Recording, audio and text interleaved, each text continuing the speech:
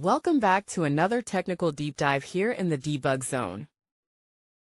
Today we're tackling a big question and breaking it down with insights from other users. Hopefully this clears up some misconceptions and helps you get the answer you need. So buckle up, stay a little curious, and let's jump right in.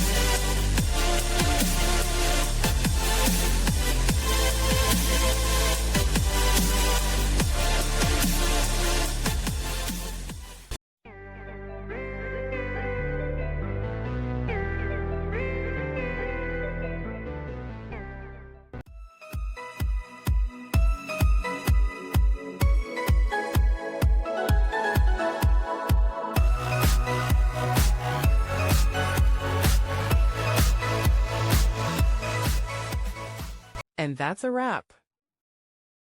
I hope you found the answer you were looking for. If you did, take a second to hit that subscribe button. It really helps out. And let me know in the comments which solution worked best for you. See you next time in the debug zone.